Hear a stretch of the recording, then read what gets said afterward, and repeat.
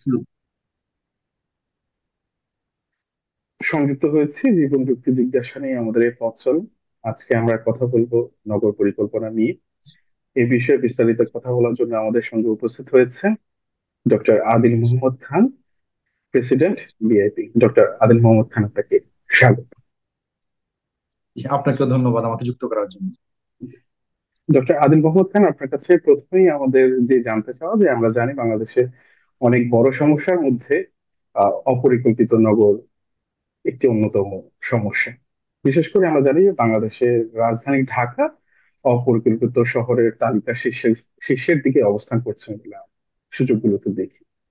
তো বাংলাদেশের যে অন্তর্বর্তীকালীন সরকার আছে, এই নগর সংস্কার বিষয়টি তারা কিভাবে গুরুত্ব দিয়ে দেখছেন বলে আপনি মনে করেন? যে আসলে যে শব্দটা আপনি বললেন অপরিকল্পিত নগরায়ন, এটা আমাদের দীর্ঘদিনের অভিজ্ঞতা থেকে দেখেছি।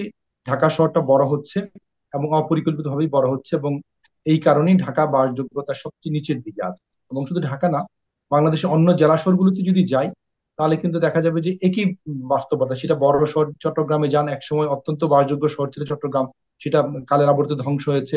আর মফস্বল ছোট শহর কুমিল্লা যান, ময়মনসিংহ যান, সকল শহরেই নগরায়ণ হচ্ছে ঠিকই, কিন্তু সেখানে আসলে বাসযোগ্যতা নাই, খেলার মাঠ নাই, বর্জ্য ব্যবস্থাপনা নাই। হ্যাঁ, ভবনের ভেতরে আলো বাতাস ঢুকছে না, মানুষ যেটা বাসযোগ্য পরিবেশ সেটা পাচ্ছে না। এখন অন্তর্বর্তী সরকার যখন দায়িত্ব নিল, অনেক ধরনের কমিশন হয়েছে আমরা জানি, সংস্কার কমিশন নামে যেটা আমরা পরিচিত।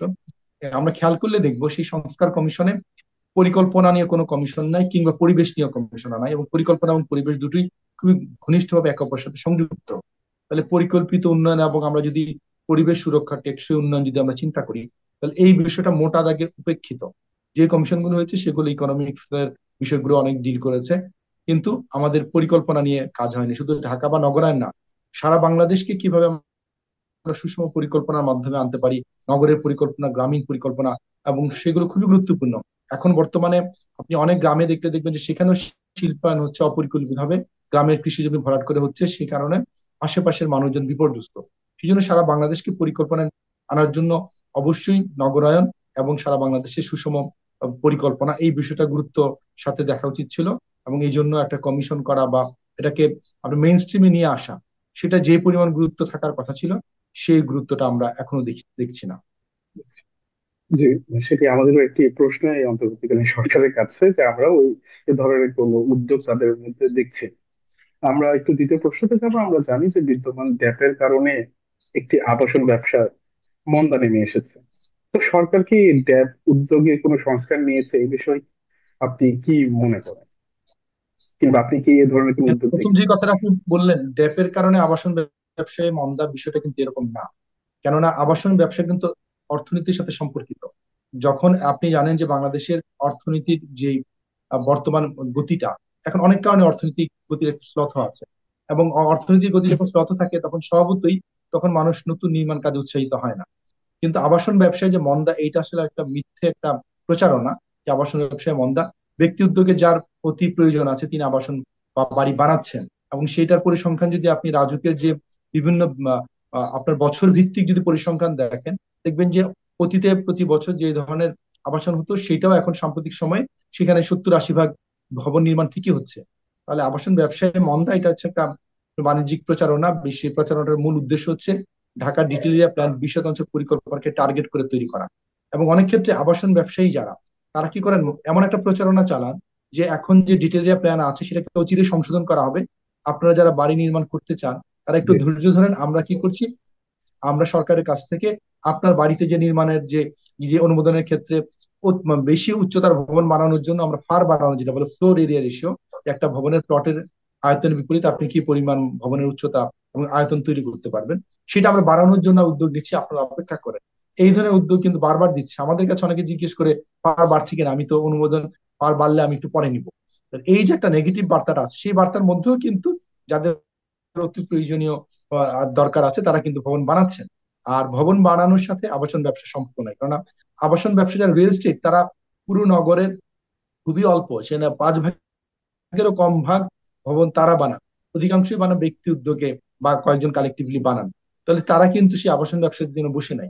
আবাসন ব্যবসার এই বন্ধা একটা প্রচারণা, নেগেটিভ প্রচারণা চালাচ্ছেন। তার মূল উদ্দেশ্যটা হচ্ছে যে ড্যাপের ফার বাড়ানো, যে ফ্লোরের এসে কেন বাড়াতে চান, তো তারা মনে করেন যে যত বেশি ফ্লোর রেশিও হবে তখন মানুষ কি করে, নিজে বাড়ি বানানোর চেয়ে কাউকে ডেভেলপারকে দিয়ে বহুতল ভবন বানানোর দিকে আগ্রহী হয়। এটা পুরোটাই হচ্ছে তাদের ব্যবসায়িক চিন্তা। আর বিপরীত হচ্ছে যে ঢাকা শহরে ডিটেল এরিয়া প্ল্যানে বিশেষ করে ফারে যে সংশোধনীটা ছিল, সেটা দীর্ঘদিনের দাবি ছিল। কারণটা হচ্ছে যে দীর্ঘদিন ধরেই যে ফারটা প্র্যাকটিস করা হচ্ছিল, বৈশ্বিক পরিকল্পনা বা নগর পরিকল্পনার স্ট্যান্ডার্ড, ঢাকা যে অবকাঠামো এবং সক্ষমতা সেটার তুলনায় অনেক বেশি ফার ছিল।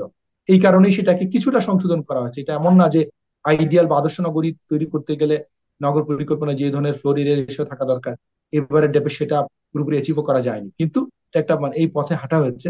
কিন্তু আবাসন ব্যবসায়ীরা ইতিমধ্যে ড্যাপ হওয়ার 1 বছরের মাথায় তারা কি করেছে, গত সরকারের কাছে তারা জ্ঞান দরবার করে তারা ফারের মান 1 দফা বাড়িয়ে নিয়েছে। এখন তারা যাচ্ছে নতুন সরকার আসার পরে আবারও বাড়াতে আর কি। তারা বারবার এই জিনিসটাই নিয়ে আসে। কিন্তু এতে যে শহর যে ধ্বংস হচ্ছে, শহরে বাসযোগ্যতা, নাগরিক সুবিধাদি অত্যন্ত চাপ পড়ছে, ইউটিলিটির উপর চাপ পড়ছে, এই ব্যাপারে তাদের কোনো ভাবনা নেই। কারণ হচ্ছে তারা ব্যবসায়ী, তাদের মূল কাজ হচ্ছে মুনাফার সর্বোচ্চ যেটা নিয়ে আসা, যেটা ব্যবসা আমরা পড়ি যে ইকোনমিক্সে, যে প্রফিট ম্যাক্সিমাইজেশন। কিন্তু রাষ্ট্র বা পরিকল্পনাকে তো তার চেয়ে বড় ক্যানভাসে গিয়ে একটা শহর, তার জলাবদ্ধতা, যানজট, পরিবেশ, নাগরিক সুবিধাদি সেটা নিয়ে পরিকল্পনা করতে হয়। জি, ডক্টর ডক্টর মোহাম্মদ, আমি দেখলাম যে আপনি ড্যাপ নিয়ে অনেক মতামত আপনার রয়েছে। তো আমি মোটা দাগে জানতে চাচ্ছি যে ড্যাপ নিয়ে আপনার কোনো সুনির্দিষ্ট মতামত কিংবা আসলে আপত্তির দিকগুলো আসলে কোথায়, এই ব্যাপারে একটু আমাদের একটু বিস্তারিত আপনি বলবেন। ড্যাপ হচ্ছে একটা শহরের পরিকল্পনা। শহরের পরিকল্পনা যখন আপনি করতে যাবেন, তখন অনেকে খুশি হবে, অনেকে বেজার হবে। কারণটা কি, প্ল্যানিং মানে হচ্ছে যে আপনার রুলস এবং রেগুলেশন তৈরি করা। এবং প্ল্যানিং তৈরি করতে গেলে আপনার ডেভেলপমেন্ট কন্ট্রোল, প্ল্যান ডেভেলপমেন্টের গাইডেন্স, স্ট্র্যাটেজি, অনেক কিছু আছে। তো এখন এই ক্ষেত্রে কারা খুশি হন, যখন আপনি যদি কোনো একটা এলাকায় থাকেন, যে আপনার এলাকা থেকে নতুন মাঠ হওয়ার সম্ভাবনা দেখলে আপনি নাগরিক হিসেবে খুশি হবেন যে না, এলাকার মাঠ হচ্ছে, আমার সন্তানেরা বা আমাদের যারা খেলতে চান তারা সুযোগ পাবে, পার্ক হলে আমরা খুশি হই। তাহলে এই জিনিসগুলো কিন্তু নাগরিককে উৎসাহিত করে ড্যাপ সম্পর্কিত। সুতরাং ড্যাপে যে প্রস্তাবনা ছিল, যে ড্যাপে আমাদের ওপেন স্পেসের যে বিদ্যমান যে অপ্রতুলতা সেগুলোকে বাড়ানোর কথা বলা হয়েছে। আমাদের বলা হচ্ছে নতুন স্কুল দরকার এলাকা ভিত্তিক। ঢাকা শহরে আমাদের প্রাইমারি স্কুলে অনেক সংকট আছে, আমাদের শিক্ষা প্রতিষ্ঠানের পাশাপাশি চিকিৎসা সেবা সংকট আছে, আমাদের ফুটপাথ গুলোকে মানোন্নয়ন করা বিষয় আছে, আমাদের জলাশয় জলাধার গুলো সেগুলো মানোন্নয়ন করা, সেগুলোকে আমাদের কানেক্টিভিটির একটা সোর্স হিসেবে, জলপথ হিসেবে আমাকে তাকে নিয়ে আসা, এগুলো অনেক ভালো ভালো প্রপোজাল আছে। এগুলো যারা দেখেন, যারা পরিকল্পনা বুঝছেন বা নাগরিকরা যারা দেখেন যে না, এই সুবিধাগুলো সামনের দিনগুলোতে বাড়ার সম্ভাবনা আছে, সেটা কিন্তু মানুষকে উৎসাহিত করে। কোথাও যখন নতুন এলাকার রাস্তার প্রস্তাবনা থাকে, সে এলাকার আশেপাশের মানুষ খুশি হয়, কেননা সে রাস্তাটা ল্যান্ড ভ্যালু বাড়বে, সেখানে তাদের বসত বাড়ি বা অন্য কোনো অ্যাক্টিভিটি করার সুযোগ তৈরি হবে। ড্যাব অনেককে কিন্তু খুশি করে। তাহলে দুঃখিত করে কাকে, যেখানে আপনি ডেভেলপমেন্ট কন্ট্রোল করতে যাইবেন, যেটা পরিকল্পনার ধর্ম, পরিকল্পনা করতে গেলে অবশ্যই কোথাও না কোথাও আপনার রাষ্ট্রের ধরতে হবে, এটাকে আমরা বলছি ডেভেলপমেন্ট কন্ট্রোল স্ট্র্যাটেজি। সেখানেই মানুষ মানে বেজার হয়। কেন বেজার হয়, যে এলাকাগুলোতে হয়তো আপনার হচ্ছে যে এলাকায় আপনি কৃষি জমিকে কৃষি জমি সংরক্ষণ করতে যাচ্ছেন, তখন সেখানে যারা মুনাফা করতে চায় তারা ভাবে কৃষি জমিটাকে যদি রেসিডেন্সিয়াল জোন হতো খুব মজা হতো, সেখানে আমরা বাড়ি বানাতে পারতাম। তো রেসিডেন্সিয়াল এই যে জায়গাগুলোতে কনজারভেশন করবেন, অনেকে অখুশি হয়ে, যে না, কনজারভেশন দূর কেন। যেমন আমরা দেখেছি অনেক কৃষি জমির নাম দিয়ে আন্দোলন করেছে। কৃষি জমি কেন করা হলো, এটা কেন কৃষি জমি দেখা হচ্ছে, আপনার তো নগরীতে কৃষি লাগবে। তাহলে জি। তখন এই একটা শ্রেণী তখন বলে যে হ্যাঁ, না, তাহলে আমাকে এটা কেন, কৃষি জমি কেন আমার এখানে দেওয়া হয়েছে। এরকম। আবার ঠিক তেমনি আপনি যদি দেখেন, যে জায়গাগুলোতে অবৈধভাবে আপনার ডেভেলপমেন্ট হয়ে গেছে, আপনি দেখবেন ঢাকার প্রচুর ফ্ল্যাট ফ্লো জোনে অবৈধ আপনার হচ্ছে যে ভূমি উন্নয়ন হয়েছে, সেখানে বাড়ি অলরেডি হয়ে গেছে। সেরকম টাইপের অনেক জায়গাতে আবার সেই বাড়িগুলো যেহেতু হয়েছে, তখন এখানে না পারতে বলা হয়েছে ঠিক আছে, এগুলোকে রেসিডেন্সিয়াল জোন হিসেবে বা আবাসিক জোন হিসেবে অনুমোদন দেওয়া হলো। তারা কিন্তু খুব খুশি। আগে ছিল অবৈধ, সেখানে এখন তারা বৈধতা পেয়ে যাচ্ছে, তাহলে খুব খুশি কিন্তু। হ্যাঁ, তাহলে অখুশি কারা? অখুশি হচ্ছে যে যারা মনে করেছিল এই জায়গাগুলোতে নতুন করে আরবান এরিয়ার ভিতরে ঢুকতে পারে নাই, তারা খুশি। কৃষি জমি কনজার্ভ করলে অনেক খুশি হয়। আবার যে জায়গাগুলোতে অতীতে যেটা আমরা দেখেছি, যে আমরা যেটা বলছিলাম, বিশ্বে যেখানে ছোট প্লট গুলোতে কোথাও বহুতল ভবন বানাতে পারবেন না, ছোট প্লটে ছোট আয়তনের ভবন হয়, যেটা হচ্ছে অধিকাংশ ক্ষেত্রেই 2-3 তলা ভবন হয় ছোট ছোট প্লটে। আর আপনি বড় ব্লক ডেভেলপমেন্ট করলে সেখানে হাই রেট বিল্ডিং হতে পারে। ড্যাপে কি করা হয়েছে, আগের যে ইমারত বিধিমালা 2008, সেটাতে এই ধরনের প্রপোজিশন নিয়ে আসা হয়েছিল যে ছোট প্লটে আপনি 8, 10, 12 তলা ভবন বানাতে পারছেন। ধানমন্ডি বিশাল এলাকাতে 70-80 ভাগ ডেভেলপমেন্ট হয়ে গেছে 6 তলা, হঠাৎ করে সেখানে আপনি 14 তলা করার সুযোগ দিলেন। আমার এই কমিউনিটি যারা, তার আশেপাশে সব ভবন 6 তলা, সেখানে হঠাৎ করে কিছু কিছু পয়েন্টে নতুন নতুন 14 তলা গজানো শুরু করলো, যে ভবনগুলো আশেপাশে আকাশ বাতাস, আলো বাতাস সব ঢেকে দিচ্ছে। সেই 70-80 ভাগ লোক কিন্তু চায় যে আমাদের সবগুলো 6 তলা পুরো এলাকার একটা হারমোনি এবং ব্যালেন্স 6 তলা হোক, কিন্তু সেখানে যে 14 তলা করে দিলে একটা মেজর ফ্লদ এবং বৈষম্য, সেই বৈষম্যটা কিন্তু আগে 2008-এ হয়েছিল। তো এখন এই বৈষম্যগুলো দূর করার জন্য আমরা বলেছিলাম প্ল্যানিং এ এলাকা ভিত্তিক ভার বহন ক্ষমতা, এলাকার ক্যারেক্টার, এলাকা নগর কেন্দ্রের বা নগর থেকে দূরে এই বৈশিষ্ট্য যে এলাকা ভিত্তিক ভবনের আকার উচ্চতার জন্য যে প্রপোজিশন, সেটা প্রথমে বলা হয়েছিল যে বাংলাদেশে বা বিশ্বে যেটা height zoning, neighbourhood height zoning থাকে, এই প্রপোজিশনটা দেওয়া হয়েছিল। হাইট জোনিংটা অত্যন্ত গুরুত্বপূর্ণ এবং এটা বিভিন্ন দৈনিক পত্রিকা এটা নিয়ে সার্ভে করেছিল ডেপের হাইট জোনিংটাকে আপনারা কেমন দেখেন। 70-80 ভাগ লোক বলেছিল এটা অত্যন্ত প্রয়োজনীয় এবং তারা খুশি। কিন্তু ওই যে 10-15 ভাগ যারা ব্যবসা এবং যারা জমির মালিক, যাদের জমিটা, জমি মালিকের দুইটা শ্রেণী। আপনার যদি একটা ঢাকা একটা ভবন থাকে যেটা আপনি অলরেডি বানিয়ে ফেলেছেন 4-5-6 তলা, আপনি জমি মালিক, আপনি বানিয়ে ফেলেছেন, আপনি চাইবেন না আপনার পাশের প্লটটা যেটা ফাঁকা আছে সেখানে একটা 14 তলা ভবন হোক, আপনার চিরজীবনের জন্য আপনার আশেপাশে আলো বাতাসটা বন্ধ হয়ে যায়। তাহলে অধিকাংশ জমির মালিক যাদের ভবন অলরেডি হয়ে গেছে, তারা চান যে তার জমিতে যে পরিমাণ আকার আয়তনের ভবন হয়েছে সেটার সাথে সামঞ্জস্য রেখে পাশের ভবনটা যেন নির্মিত হোক, তাহলে এলাকার অর্ডারটা ঠিক থাকে। তো সেই জমির মালিকরা চান না, কিন্তু অল্প কিছু জমির মালিকের নাম দিয়ে তারা আবাসন ব্যবসায়ীরা, যে জমির মালিকদের এখনো প্লট তারা এখনো ডেভেলপ করে নাই, খালি এখনো পড়ে আছে, তাদের নাম দিয়ে তারা বলছে আমরা জমির মালিকরা চাই যে আমাকে বড় বড় ভবন বানানোর অনুমতি দিই। তো এই গোষ্ঠীরা বিদ্যমান ড্যাপে, যে আমাদের আইডিয়ালে তো ধারে কাছে যেতে পারে না, কিন্তু অন্তত কিছু কন্ট্রোল করার একটা আইডিয়া ছিল যে ড্যাপে যেন যত্রতত্র যে কোনো জায়গাতে যে কোনো আকার আকৃতির বড় ভবন যেন না হয়, এলাকা ভিত্তিক ভিন্নতা সেটা ছিল। সেই ধরনের ভিন্নতাকে আমলে নিয়ে ড্যাপে এই প্রস্তাবনা দেওয়া ছিল। এই আবাসন ব্যবসায়ীরা, তারা যারা রিয়েল এস্টেট ব্যবসা করেন, তাদের মূল কাজ হচ্ছে প্রফিট ম্যাক্সিমাইজেশন, যত বেশি ফান্ড দেওয়া হবে তত বেশি তাদের ব্যবসা হবে। তারা এটা বিরোধিতা করা শুরু করলেন। প্রথমে তার হাইট জোনিংটাকে একদম বাদ দিয়ে দিলেন। তাদের এত প্রভাব, তারা হাইট জোনিং এর মতো এত সুন্দর এবং এত আপনার বাংলাদেশের জন্য সবচেয়ে বেস্ট প্র্যাকটিস যেটা মেনটেন করা গিয়েছিল, যেহেতু বাংলাদেশের গভর্নেন্স সিস্টেম দুর্বল, রাজুক গভর্নেন্স করতে অক্ষম, তাহলে সেখানে যেটা দেখে বোঝা যায় যে এই এলাকাতে সকল এলাকায় 6 তলা বেশি হওয়া যাবে না। এই এলাকাতে আগের 1996 বিধিমালাতে ছিল রাস্তা যত উচ্চতা তার ডাবল উচ্চতার ভবন হতে পারবে। 20 ফিট রাস্তার পাশে 40-50 ফিটের বেশি ভবন, 4-5 তলা বেশি হতে পারতো না। সবগুলো ভবন এই কারণে আপনি দেখলে, আগের ভবনগুলো দেখলেই দেখবেন সবগুলো কি অর্ডার। আর এর মাঝখানে নতুন নতুন যেগুলো 2008-এর পরে হচ্ছে সেগুলোই দেখবেন যে হঠাৎ করে আকাশে উঠে গিয়েছে। সেখানে 4-5 তলার সেটিং এর ভিতরে 10-12-14 তলা। এমনকি ধানমন্ডিতে যেমন 6 তলার পাশে 14 তলা হয়েছে, ধানমন্ডির পাশে অপরিকল্পিত এলাকা কাঁঠাল বাগান, সেখানে গিয়েও দেখবেন যে সেখানে 10-12 ফিটের পাশে 12-14 তলা ভবন তৈরি করেছে, একই আইনগুলো দেখিয়ে দেখিয়ে। তো এই এর বিপরীতে ডেপ কিছুটা কন্ট্রোল করার চেষ্টা করেছিল এই আবাসন ব্যবসায়ীরা, এবং যাদের জমি এখনো তৈরি হয়নি তারা তখন এই নাম দিয়ে বলছে যে আমরা এখানে বঞ্চিত। আসলে এটা বঞ্চিত না, বরঞ্চ অধিকাংশের যারা ইতিমধ্যে যে যারা তৈরি করেছেন, যেখানে ভাড়াটিয়ারা যারা থাকে, নাগরিকরা যারা থাকেন এবং যেসব জমি মালিকরা ইতিমধ্যে ভবন করেছেন, তারা চান যে তাদের এলাকার সামঞ্জস্য রেখে যেন ভবনগুলো হতো। কিন্তু সেটাকে 2008-এর বিধিমালাতে সেটাকে একদমই বাইপাস করা হয়েছে। বিশ্বে অন্য কোনো সভ্য দেশ হলে এখানে কিন্তু এই আইনগুলোকে, ইমারত বিধিমালা 2008-কে কোর্টে চ্যালেঞ্জ করা হতো যে আমার আলো বাতাসকে বন্ধ করে দিয়ে বিশ্বের অনেক দেশে রাইট টু সানলাইট অ্যাক্ট আছে, সেটা স্ট্রেট ওয়ে তারা কোর্টে চলে যেত এবং আপনার এটা কিন্তু বাতিল হয়ে যেত। তো বাংলাদেশে যেহেতু মানুষজন এইভাবে নাগরিক অধিকার নিয়ে বা খুব বেশি তারা দৌড়াদৌড়ি করতে পছন্দ করেন না, আগ্রহ বোধ করেন না, কেননা তারা মনে করেন এই পথটা অনেক জটিল, অনেক হ্যারাসমেন্টের শিকার হতে হয়, এই জন্য তারা এতদিন ধরে পার পেয়ে গেছে। হ্যাঁ, কিন্তু এখন যখন এটাকে প্রশ্ন করা হয়েছে, পরিকল্পনাবিদ নাগরিক সমাজরা প্রশ্ন করছে যে আমাদের শহরে খেলার সুবিধা দরকার, সে অনুযায়ী ভবনগুলোর তৈরি হওয়া দরকার। আমাদের চাইলে আকাশ বাতাস বন্ধ করা যায় না, চাইলে আমার ঘরের ভিতরে জানালা দিয়ে যে রোদ ঢোকার যে অধিকারটাকে বন্ধ করা যায় না। এগুলো নিয়ে ড্যাপের সংস্কারের ভাবনা তৈরি হয়েছিল এবং সেটাকেই এই চ্যালেঞ্জ করেছে যারা আবাসন ব্যবসায়ী, যাদের চিন্তা হচ্ছে প্রফিট ম্যাক্সিমাইজ করা, তো সেটার বিরুদ্ধে।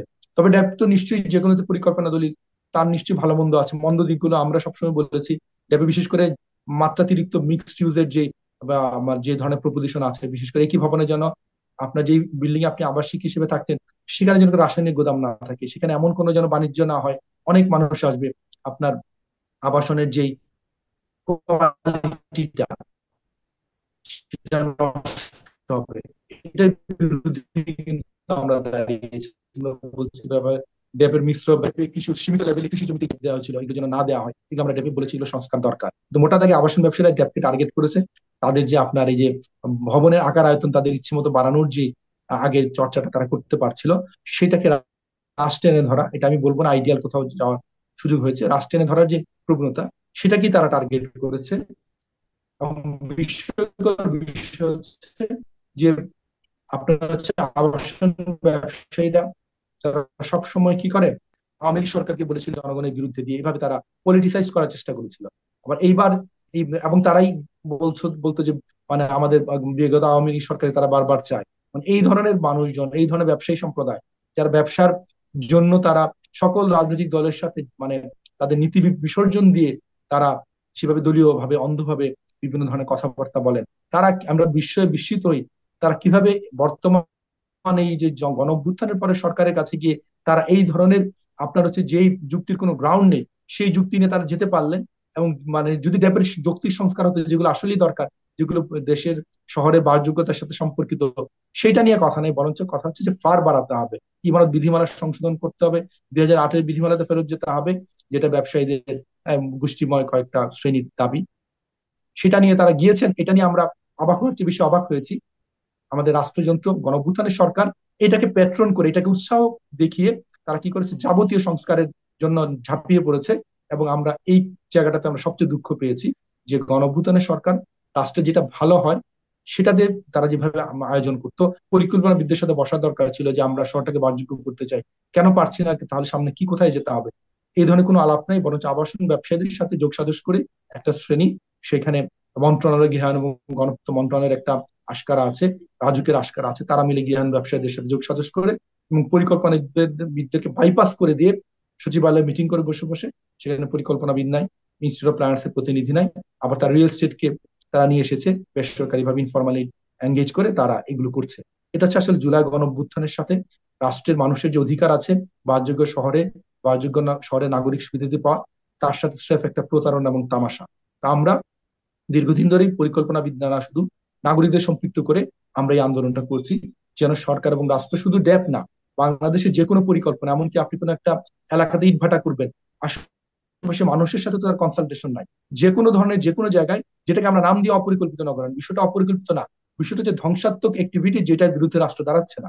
ইটভাটা হতে গেলেও তো তার একটা প্রসিডিওর আছে, কোথায় করা যাবে যাবে না, যে কোনো জায়গায় শিল্প কারখানা করতে গেলে কোথায় করা যাবে না, প্ল্যানিং এর ড্যাব বা ডিটেল এরিয়া প্ল্যান বা স্পেশাল প্ল্যান বা টাউন প্ল্যান, যে কোনো শহরে মহাপরিকল্পিত থাকে। কিন্তু আমরা অপরিকল্পিত নগরায়ণ শব্দটাকে জায়েজ করছি, আসলে অপরিকল্পিত না, বরঞ্চ স্রেফ ব্যবসায়ী গোষ্ঠী তারা জনগণের রাইটকে ভায়োলেট করে তাদের, হ্যাঁ, যে কোনো এলাকাতে যে কোনো ধরনের উন্নয়ন করতে চায়, এটার বিরুদ্ধেই আমরা নাগরিক যারা আছি, নাগরিকের বিভিন্ন সংগঠন সম্পৃক্ত, যে আমরা যেখানে যেটা করা উচিত, আইডিয়ালি বাসযোগ্য শহরে যাওয়া হওয়া উচিত, পরিকল্পনা যেটা সাজেস্ট করে সেভাবেই করা উচিত। মানে গোষ্ঠীগত লোকের স্বার্থ এবং সেই স্বার্থকে মাথায় রেখে আপনি অতীতের মতো সেক্রেটারিয়েটে বসে রাজুকে বসে আইন পরিবর্তন করবেন, পরিকল্পনা পরিবর্তন করবেন, নাম দিবেন সংশোধনী, এটা যেন না হয়, এই বিরুদ্ধে আমরা একসাথে হয়েছি। আমরা এটার বিরুদ্ধে রাষ্ট্রকে বার্তা দিতে চাই, অতীতের মতো আর এখন চাইলে যা ইচ্ছা করা যায়। আমরা ক্লিয়ার কিন্তু ডক্টর আদিল মাহমুদ, আমরা যদি একটু দেখি যে আপনি বলেছেন যে 5% শুধু ঢাকা শহরে এবং আশেপাশের ডেভেলপার যারা আছেন তারা ল্যান্ডটা ডেভেলপমেন্ট করেন, কিন্তু আমরা যদি দেখি বাংলাদেশের তো জায়গা খুবই কম এবং ঢাকাতেও জায়গা কম। কিন্তু ধরেন যে আমার যাদের 1 কাঠা জমি আছে এবং যাদের ফ্যামিলি মেম্বার অনেক বেশি, তো তারা যদি একটু বড় বিল্ডিং করে সেই দিকে আসলে আপনাদের আপত্তিগুলো কোথায়? কারণ আমরা যদি একটু দেখি যে বাংলাদেশের, তাহলে ওই মানুষগুলো আসলে কোথায় যাবে? কারণ আপনারা যখন ব্যবসায়ীদের উপরে বলেন যে শুধু ব্যবসায়ীদের স্বার্থে উদ্ধার করার জন্য তারা ড্যাপটি সংশোধন করতে যাচ্ছে, কিন্তু আপনার কথার রেশ ধরে যদি আমি এসে, ব্যবসায়ীরা তো শুধু হচ্ছে শুধু 5%, বাকি 95% যে মানুষগুলো আছে। এবং আপনি কিছু কিছু সংবাদপত্রের সার্ভের কথাও বললেন যে তারা সার্ভে করার পর সাধারণ মানুষ বলেছে কিন্তু যে তারা আসলে এরকম এরিয়া প্ল্যান চায়। কিন্তু আপনি যদি একজন সাধারণ মানুষের একটু মনোভাব চিন্তা করেন, যার 1 কাঠা জমি আছে এবং ফ্যামিলি মেম্বার 8 জন কিংবা 4 জন, ওই ভদ্রলোক আসলে কি করবে? এ ব্যাপারে আসলে আপনারা কেন বারবার আপত্তি তুলেন, একটু ক্লিয়ার করবেন প্লিজ। কারণ আচ্ছা, এটি জি একটি বড় ভাই, আপনি ধরনের যেটা একটা বললেন বিষয়। 1 কাঠা জমিতে, 1 কাঠার জমি যদি থাকে তাহলে আপনাকে প্ল্যানিং এর একটা, প্ল্যানিং একটা ডিসিপ্লিন শহর যেভাবে হয়, বাংলাদেশ তো আসলে পৃথিবী নগর পরিকল্পনার বাইরের কোনো কিছু না। এবং এটাকে আপনি খেয়াল করতে হবে, আপনার যার 1 কাঠা জমি আছে তারা যদি ভাই বোন 5-6 জন 8 জন যাই হোক, হ্যাঁ, তিনি একটা ব্যক্তি। আর আপনাকে একই সাথে বলি, আরেকটা পরিবার যার ভাই বোন এরকম 7-8 জন আছে, তার কোনো জমি নাই, তাহলে তার জন্য কি হবে বলেন তো ভাই? আমি আপনাকে উল্টা প্রশ্নটা করতে চাই, যার কোনো জমি নাই, তারা 7-8 ভাই বোন, তারা কি করবেন? আমি আপনাকে তা- প্রশ্ন করছি, এখন আপনি যদি তারা যদি অ্যাঙ্কর, বিল্ডিং, আমি আপনাকে তারা প্রশ্ন করছি। তারা যদি বিল্ডিংটা করতে পারে, সেই বিল্ডিং এ তো তারা ফ্ল্যাট সেলও করতে পারেন। তো যার জমি কেনার মানে ক্ষমতা নেই, কারণ আমি আমরা জানি আমরা অর্থনৈতিক আমি ভাবে বলছি, আমি আপনাকে আবার প্রশ্নটা করি, যার জমি নাই, তার 7-8টা পরিবার আছে, 7-8 ভাই বোনের 7-8 পরিবার, তার হাউজিং সলিউশনটা কেমন হবে?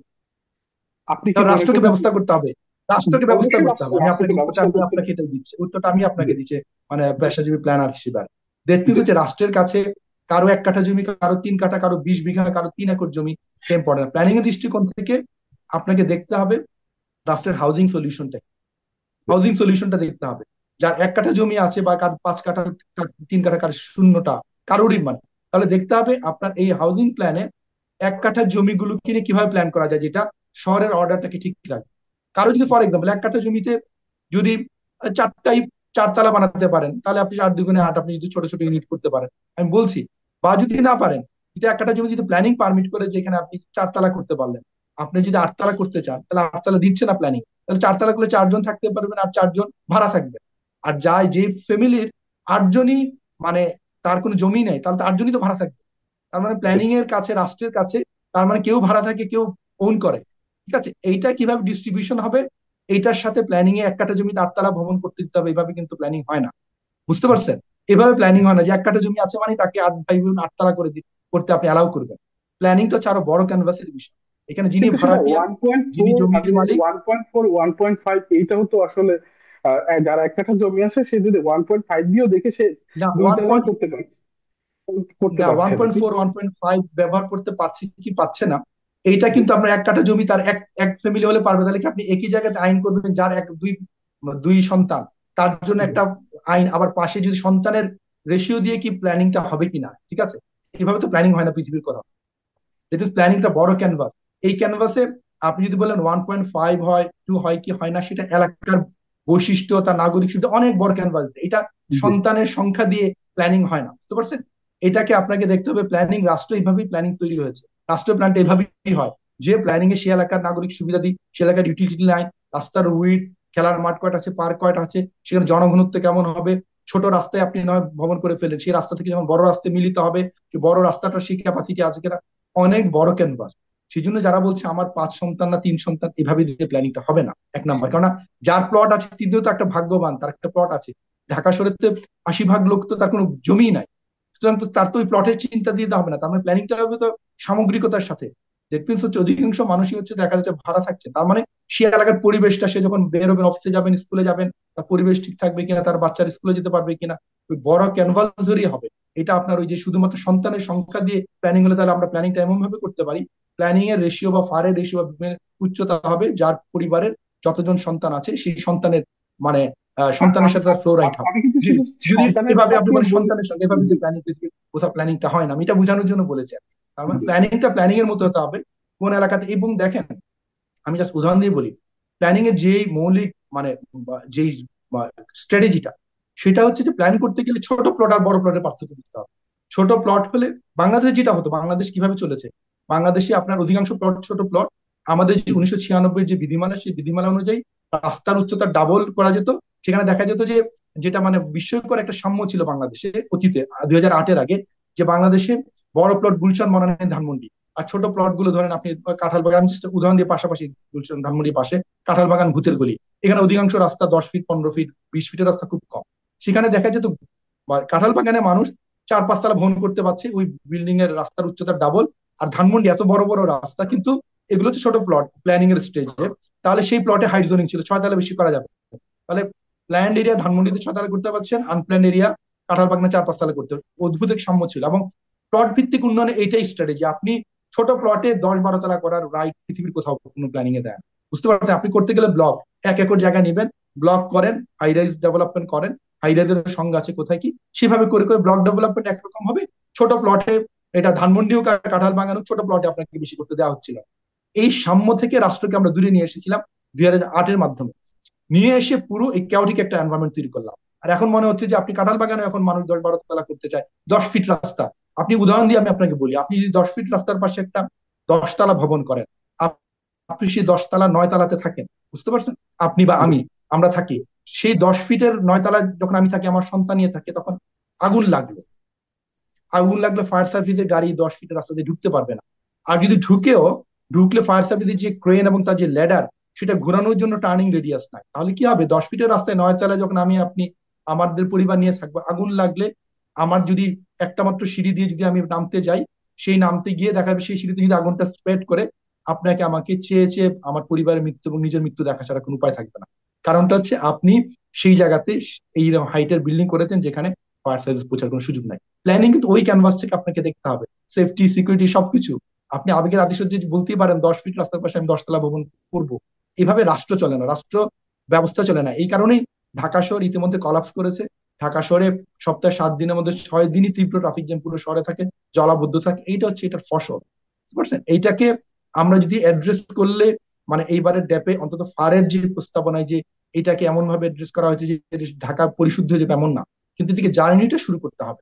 জার্নি শুরু যদি আপনি না করেন, রেদার সেই পুরাতন যেই যুক্তিগুলো আপনি কখনোই আমাদের সাথে যারা ব্যবসায়ী বা অন্য পেশাজীবী যারা রিয়েল এস্টেটের কথা বলতে চান, কিছু রিয়েল এস্টেট আর্কিটেক্ট আছেন, তাদের সারাক্ষণ তাদের কথা বলতে চান, তো আমাদের সাথে যুক্তিতে তারা কখনোই পেরে ওঠেন না, কারণ যুক্তিগুলো এত অকাট্য। আপনাকে এই যে আমি যে আগুনের যুক্তিটা দিলাম, এই যুক্তির বিপরীতে আপনি কি বলবেন? আপনি আপনার ফ্যামিলি নিয়ে মানে যে এমন জায়গায় বসবাস করছেন যেখানে আগুন লাগলে ফায়ার নামাতে পারবে না, এর পেছনে তো যুক্তি দেওয়ার মতো তেমন কোনো যুক্তি থাকে না। যখন কথা বলবেন প্রফেশনাল টেবিলে, সেই যুক্তিতে তারা কখনো পারে না। যে না পেরে কি করেছে, এখন রাজু মন্ত্রণালয় কি করেছে, তারা প্ল্যানারদের সাথে যুক্তিতে না পেরে প্ল্যানারদের বাইপাস করে তারা একটা সরকারি কমিটি করেছে ড্যাব ইমারত বিধিমালা সংশোধনে। প্ল্যানাররা নয়, প্ল্যানারদের কথা শুনতে হয় না, যুক্তি না পারার বেদনা নিয়ে যেতে হয় না। এখন তারা কি করছে, তারা ভিতরে ভিতরে এর সাথে এঙ্গেজ করেছে, রিয়েল এস্টেট ব্যবসায়ীদেরকে এঙ্গেজ করেছেন, রিয়েল এস্টেট আর্কিটেক্টদেরকে এঙ্গেজ করে তারা একদম আড়ালে নীরবে একটা বিধিমালা আইন করতে চান। ঠিক আছে? যে আইনের বলি হবো আমরা, বুঝতে পারছেন? আমরা, আমাদের সন্তানরা, আমাদের নিরাপত্তা। তো এই জায়গায় এত ক্রিটিক্যাল জায়গায় আমরা এখন দাঁড়িয়ে আছি। আপনার ক্লিয়ার ডক্টর আদিম মোহাম্মদ। ডক্টর আদিম মোহাম্মদ, আপনার কাছে আরেকটি প্রশ্ন, যে আসলে আহ, যে ড্যাবটি সম্প্রতি যে ড্যাবটি প্রণয়ন করা হয়েছে, আমরা যদি একটু ব্যবসায়ীদের ধারণা থেকে একটু চিন্তা করি, ব্যবসায়ীদের থেকে চিন্তা করি, ব্যবসায়ীদের মধ্যেও কিন্তু দুইটা ভাগ আছে। একটি একটি যারা ছোট আবাসন ব্যবসায়ী, এক যারা বড় আবাসন ব্যবসায়ী। কিন্তু আমরা দেখি যে ড্যাপে ব্লকের নামে যে কিংবা বড় জমিতে আসলে তো যার পয়সা বেশি, সে বড় ব্যবসায়ী, সে বড় বিল্ডিং গুলো করবে। তো বড় জায়গাতে যে পরিমাণ ফারে ছাড় দেওয়া হয়েছে, এবং ছোট যারা ব্যবসায়ী আছেন, ছোট ছোট ব্লক যারা করেন, তাদেরকে আসলে যে পরিমাণ ড্যাপ ছাড় এবং ফার গুলো দিয়েছেন, এতে কি আসলে বড় ব্যবসায়ীদের দিকে এই ড্যাপের প্ল্যানিংটি গিয়েছে কিনা, এটি আপনি আসলে কি মনে করেন? জি, কিন্তু আমরা যদি অবশ্যই একটু অবশ্যই আমি আপনার সাথে একমত না শুধু, আমরা রাজুকের মিটিং এই কথাটা বলেছি যে বড় এলাকা, আমি নাম দিয়ে বলতে চাই, ধানমন্ডি, গুলশান, তারপর হচ্ছে বসুন্ধরা, পূর্বাচল, উত্তরা, এইসব জায়গাতে ফার অনেক বেশি দেওয়া হয়েছে। পরিকল্পনা কৌশলে আপনার এলাকা বড় এলাকা না ছোট এলাকা, ধনীদের এলাকা না গরিবদের এলাকা, এটা না, প্লটের সাইজ যদি ইন্ডিভিজুয়াল প্লট ডেভেলপমেন্ট হয় সেখানে আপনার ফার কম হবে। যেটা আমরা বারবার বলেছি এবং আগেও বলেছি রাজুককে, যে আপনারা এই যে কিছু এলাকাকে অনেক ফার দিয়েছেন, এটা প্ল্যানিং এর সাথে যায় না। এইসব এলাকার ফার কমাতে হবে, এইসব এলাকার ফার টিনের নিচে নিয়ে আসতে হবে। আর যে এলাকাগুলো অপরিকল্পিত সেগুলোর ফার যা দিয়েছে সেটা সর্বতি কম হয়। এই কারণে বলেছি 96 বিধিমালাতে ধানমন্ডি এবং কাঁঠাল বাগানে অদ্ভুত সাম্য ছিল। এই সাম্যগুলোকে পরে 2008 বিধিমালা ভেঙে ফেলা হলো, এখন আবার এই বৈষম্যটা রাখা হলো। এই বৈষম্যটার সলিউশন হচ্ছে এই এলাকার ফারগুলো কমাতে হবে। এখন যখন এই যুক্তিটা আমরা বলি যে আপনি কেন বসুন্ধরার ফার বেশি, কেন পূর্বাচলের ফার বেশি হবে, কেন ধানমন্ডি গুলশানের ফার বেশি হবে, রেদার বাড্ডার ফার যদি 2 হয়, আড়াই হয়, তাহলে ধানমন্ডির ফারও আড়াই হতে হবে, এটাই পরিকল্পনা। অথচ তারা তখন বলে যে না না, আমরা কেন কমাবো, আমরা ফার বাড়িয়ে দিব, 4-5 করিয়ে দিব বাড্ডা। তাহলে এই যে যুক্তিতে যখন প্ল্যানিং, আমরা কিন্তু এই কথাগুলি বলেছি যে এই বৈষম্যটা আপনার করা প্রয়োজন না, বরঞ্চ এখন যদি ড্যাপের সংস্কার হয়, অবশ্যই আপনি যেসব এলাকাতে আপনি প্ল্যানিং এর কৌশল এবং যেটা পারমিট করে না, যে ফার গুলো দিয়েছেন, যাতে বৈষম্য তৈরি করার সুযোগগুলো দিয়েছেন, বলবার সুযোগ করে দিয়েছেন, এগুলিকে কমিয়ে এনে এই ন্যারেটিভটাকে বদলান, বরঞ্চ এগুলোকে ফার গুলো কমান। এইসব এলাকাতে ধানমন্ডি ইতিমধ্যে 6 তলা সব ভবন, এখানে আপনি কেন একটা ভবন 14 তলা করতে দিবেন, কেন ফার 5 দিবেন? এটা তো হতে পারে না, এটা প্ল্যানিং এর সাথে যায় না। এবং ইভেন কোর্টেও যদি কেউ যায়, একজন 6 তলা ভবনের মালিক, তার পাশে 14 তলা, এটা আটকে যাবে। আমরা এখন পর্যন্ত কোর্টে যাইনি, কিন্তু যদি রাষ্ট্র এইভাবে আচরণ করতে থাকে, আমাদের নাগরিকদেরকে কোর্টে রাষ্ট্র ঠেলতে বাধ্য হবে, তখন রাষ্ট্রকে কোর্টে ফেস করতে হবে। এই জন্য ফার যেখানে বৈষম্য তৈরি করে আপনারা যে ফার গুলো বাড়িয়েছেন, যৌক্তিক সংস্কার করে সেগুলোকে কমান, কিন্তু এখন উল্টো পুরো যাত্রাটা উল্টো বসে, বরঞ্চ যেগুলো আছে সেগুলোকে আরো বাড়াতে চায়, আর যেগুলো কম আছে সেগুলোকে আরো কমাতে, মানে আরো বাড়িয়ে বা একদম, মানে সবগুলো এলাকারই 5 আর 5। এবং ড্যাপে যেটা প্রপোজ করা হয়েছিল এবং ইমারত বিধিমালার খসড়াতে যেটা প্রপোজ করা হয়েছিল, যে যেটা আমাদের আইডিয়ালি হয়, এক বিভিন্ন এলাকার জন্য বিভিন্ন বৈশিষ্ট্য যে ফার হবে। অথচ এখন আমরা যতটুকু শুনতে পেরেছি, আমাদের কাছে তো কিছু শেয়ার করে না, তারা এখন সব ফ্ল্যাট করতে চায়। পৃথিবীর কোথাও তো আপনি ঢাকার মতিঝিল বা ধানমন্ডির ফার আর আপনি অনেক দূরে একটা প্রান্তিক এলাকা আশুলিয়া বা ধামরাই, সেখানে গিয়ে এক ফার পাবেন না। অথচ এই ধরনের আইন নিয়ে আবার তারা চিন্তা করছে, এবং এগুলো সবই গোপনে হচ্ছে। তার সাথে এই চক্রের সাথে এই যে মানে পুরো প্লটটা, এই প্লটের সাথে রাজুক এবং মন্ত্রণালয় অনেকে জড়িত আছেন, এবং তারা প্ল্যানারদের ফেস করতে তারা সেই অর্থে তারা সাহস পাচ্ছেন না, কারণ তারা যুক্তিতে কখনোই পারেন না। ঠিক আছে, কেননা এই যে আপনি যে যুক্তিটা বললেন, এই যুক্তিটা যখন আমরা বলি তখন তার উল্টা কথা বলতে পারেন না। এবং এই যে ব্লক ডেভেলপমেন্ট করেন, এলাকা ঠিক করেন, 1 একরের মতো জায়গা 2 একর 5 একর জায়গা নিয়ে করেন, সেখানে একটা স্ট্যান্ডার্ড করেন, কিন্তু আপনি ছোট ছোট প্লটে যেটা করতে পারেন না। এখন তারা এমন এক প্ল্যানিং আইডিয়া নিয়ে হাঁটছে, আমি বলতে পারি বিশ্বের কোন শহরে, এমনকি আমাদের মতো বৈশিষ্ট্যের শহর, ভারত বলেন কি কিংবা অনেক পরিকল্পিত শহর আপনার হচ্ছে সিঙ্গাপুর, সেখানে এগুলো নাই। আমি আপনাকে বলি, সিঙ্গাপুরে যখন 30 তলা ভবন, তার ফার হয় 2.8। আপনার হচ্ছে যে 21 তলা ভবন, ফার মানে হচ্ছে 2.1। ফার মানে 2.1, 21 তলা ভবন, মানে অনেক জায়গা ছেড়ে আপনি একটা বড় ভবন করছেন। ঠিক আছে,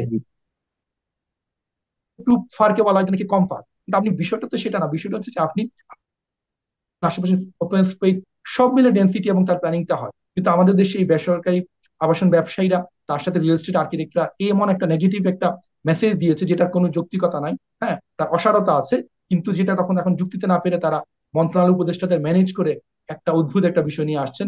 অথচ আমরা এই জুলাই গণ অভ্যুত্থানের পরে চেয়েছিলাম শহরে বৈষম্য দূর হোক, শহরে সবাই হাউজিং নিয়ে কথা বলি, আমাদের প্রান্তিক জনগণ, নিম্ন মধ্যবিত্ত নিম্নবিত্ত আয়ের মানুষদের হাউজিং এরিয়া কিভাবে আমরা নিয়ে আসতে পারি, সেখানে তারা কিভাবে অ্যাকোমোডেট করতে পারি। কারণ আবাসন ব্যবসায়ী তো হাই এন্ড কাস্টমারদেরকে তারা সার্ভ করে, তারা অনলি উচ্চ বিত্ত বা উচ্চ মধ্যবিত্ত যাদের ইতিমধ্যে ঢাকা ফ্ল্যাট আছে।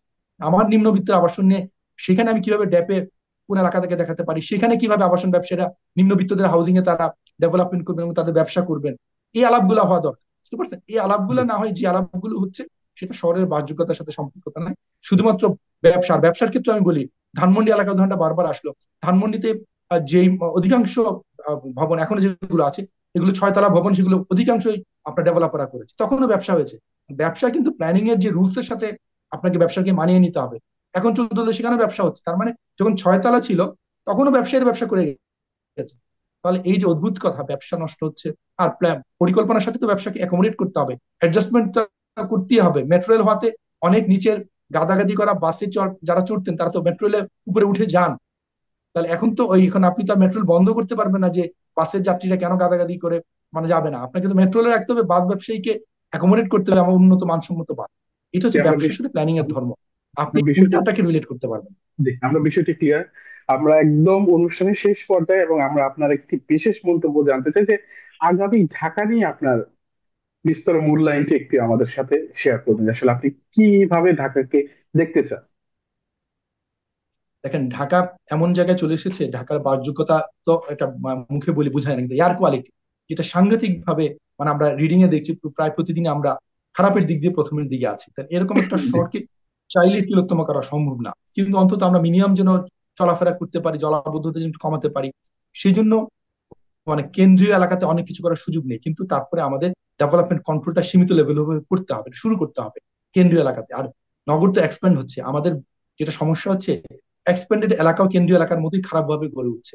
তো সেই জায়গাগুলোতে যদি ডেভেলপমেন্ট কন্ট্রোলটা ভালো করতে পারতাম, সেই এলাকাতে যদি ওপেন স্পেস নাগরিক সুবিধা দিই, ভবনের সাথে ভবনের দূরত্ব গুলো সুন্দরভাবে রাখতে পারতাম, ভবনে আলো বাতাস ঢুকতো, তখন মানুষ উৎসাহিত হতো যে আমি ঢাকার বাইরে গেলে সুন্দর পরিবেশ পাবো, সেখান থেকে আমি দ্রুত গতির গণপরিবহনে এসে কাজ শেষ করে যেতে পারবো। এই ধরনের একটা পরিবেশ ঢাকার বাইরে তৈরি করার এখনো কিছুটা সুযোগ আছে, কিন্তু সেই জন্য অবশ্যই আপনাকে ডেভেলপমেন্ট কন্ট্রোল, প্ল্যানিং এবং কমপ্লায়েন্স, এই জিনিসগুলিকে উৎসাহিত হতে হবে। এবং আমরা যেটা বারবার দেখি যে আমাদের বিভিন্ন প্ল্যানিং আইন পরিকল্পনা রাতের অন্ধকারে পরিবর্তন হয়, এবং আমরা নাগরিকদের যে মতামতগুলো একদমই খুবই দুর্বল, নাগরিকদের কাছে মতামত চায় না। একটা ড্যাব ইমারত বিধিমালা সংশোধনের জন্য নাগরিকদের কাছে কেউ যায়ও নাই। ধানমন্ডি এলাকাতে, কাঁঠালবাগান এলাকাতে নতুন ইমারত বিধিমালা, নতুন প্ল্যানে কি সমস্যা হচ্ছে, কি সুবিধা হচ্ছে, এই গল্প করতে সংস্থাগুলো যাচ্ছে না। সংস্থাগুলোকে মানুষের কাছে যেতে হবে, মানুষের অ্যাসপাইরেশন, অধিকাংশ মানুষের বাসযোগ্যতার যেটা সাথে ইম্প্যাক্ট করে শুধুমাত্র ব্যবসায়ী না সেটা না। আর হচ্ছে যে আমাদের যে ল্যান্ড ইউজ প্ল্যানের যে ডিরেকশন গুলো আছে, ড্যাপে আছে বা প্ল্যানে আছে, সেটাকে কঠোরভাবে অনুশাসন যদি করতাম, তাহলে অন্তত আমরা এটা বলতে পারতাম না যে আমাদের অনেক এলাকাতে এখন বায়ু দূষণটা সন্নিহিত এলাকার আশেপাশে এলাকার ইন্ডাস্ট্রিয়াল পলিউশন, অথচ সেই জায়গাগুলোতে ইন্ডাস্ট্রি হওয়ার কথাই না। তাহলে যে এলাকাতে ইন্ডাস্ট্রি হওয়ার কথা না, সেখানে যদি ইন্ডাস্ট্রি করে ফেলে, তাহলে সেই এলাকার আশেপাশে মানুষ 50,000 1 লক্ষ মানুষ কিন্তু সারাক্ষণ বায়ু দূষণে পড়ছে। তাহলে নন কমপ্লায়েন্ট যে হেভি ইন্ডাস্ট্রি গুলো ধীরে ধীরে সরানো দরকার আমাদের। আর ড্যাপ বা এই ধরনের প্ল্যানিং এর মাধ্যমে আপনি চাইলেই তো, একটা কথা বারবার বলা হয়, আপনি কি মানুষকে ঢাকায় আসতে দিবেন না? ঢাকায় তো আসা না যাওয়া, দেয়া না দেওয়ার কোনো প্রয়োজন নাই, বরঞ্চ বিকেন্দ্রীকরণ করার জন্য সরকারি বিভিন্ন সংস্থা ধীরে ধীরে ঢাকাকে সরান। আপনার ঢাকার ভিতরে নতুন কোনো ইন্ডাস্ট্রিয়াল এস্টাবলিশমেন্ট করতে দিয়েন না। ঢাকার ভিতরে নতুন কোনো কমার্শিয়াল ডেভেলপমেন্ট, কমার্শিয়াল বিল্ডিং করতে দিয়েন না। প্রাইভেট বিশ্ববিদ্যালয়গুলো যেগুলোকে সম্ভব আস্তে আস্তে ঢাকার বাইরে সরান। তাহলে কি হবে? ঢাকার উপর চাপটা কমবে। ঢাকার ভিতরে ইনফর্মাল অ্যাক্টিভিটির কারণে প্রচুর প্রচুর মানুষ আসে। তাহলে ইনফর্মাল অ্যাক্টিভিটি গুলোকে একটু ডিসিপ্লিনে আনেন। চাইলেই যেন ঢাকায় যে কোনো একজন নতুন হকার ইচ্ছে মতো না বসতে পারে। পুরাতন হকার গুলোকে পুনর্বাসন বা যেখানে যৌক্তিকভাবে রাস্তা যে জায়গায় আমরা বসতে দিতে পারি, সেটা একটা প্ল্যান এবং গভর্নেন্স নিয়ে আসেন। আর চাইলেই হঠাৎ করে কেউ এসে নতুন একটা রাস্তায় ফুটপাতের মধ্যে বসে হাঁটার জায়গাটাকে সংকুচিত করলো, সেটা যেন না করে, সেগুলোকে ডিসিপ্লিনে আনেন। তাহলে এইভাবে করলে ঢাকার উপরে নতুন পপুলেশনের ডিমান্ড কমবে। নতুন ডিমান্ড কমলে নতুন হাউজিং ডিমান্ডও কমবে। তাহলে এইভাবে পরিকল্পনা এবং তার যে বৃহত্তর ক্যানভাস, ঢাকার সাথে ঢাকার বাইরের অন্য দেশের, অন্য শহরের পরিকল্পনা, এগুলো মিলাতে হবে। আর বারবার এক কথা বলা হয়, জমি অল্প সেখানে হাইরাইজ। না, জমি বাংলাদেশ বিশাল জমি। বাংলাদেশ সিঙ্গাপুর বা হংকং না, সিটি স্টেট না। বাংলাদেশে 8টা বিভাগীয় শহর আছে, সভা আছে।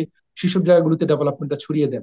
আর অনেক মানে কোনো এক জায়গাতে যদি পারমিসিবল ডেন্সিটি করতে গেলে যে হাই রাইজ না, মিড রাইজ ডেভেলপমেন্টের মাধ্যমে সবচেয়ে বেশি ডেন্সিটি এবং লিভেবিলিটি এনশিওর করা সম্ভব। যেটা হাই রাইজেও, মানে আপনি যদি প্ল্যান হাই রাইজ করেন যেখানে ফাঁকা জায়গা রাখেন, তার তুলনায় মিড রাইজ ডেভেলপমেন্টেও প্রচুর ডেন্সিটি নিয়ে আসা যায়। আমাদের কিন্তু ঢাকাতে আগে মিড রাইজ ডেন্সিটি ছিল, 4-5 তলার মধ্যে প্রচুর মানুষ এলাকা ভিত্তিক আছে। যেগুলো আছে সেগুলোকে নিয়ে আসেন তাহলে। আর হাই রাইজ করতে গেলে সেটা ব্লক ডেভেলপমেন্টে যেখানে করা প্রয়োজন, কমার্শিয়াল হাই রাইজ হতে পারে, খুবই সেন্ট্রাল আরবান এরিয়াতে রেসিডেন্সিয়াল হাই রাইজ হতে পারে, সেটা ব্লক ভিত্তিক এলাকা চিহ্নিত করা। কিন্তু এই যে একটা বার্তা যে ঢাকা ছোট বা বাংলাদেশ ছোট, না, বাংলাদেশ অনেক বড়। সারা বাংলাদেশে ইকোনমি এবং ডিসেন্ট্রালাইজেশন, নাগরিক সুবিধা ছড়িয়ে দিতে হবে। তাহলে নির্দিষ্ট একটা শহর ঢাকা চট্টগ্রামের উপর চাপ কমবে এবং যে জায়গাতে যেখানে আমরা প্ল্যানিং করব সেই জায়গাটা যেন বাসযোগ্য হয়।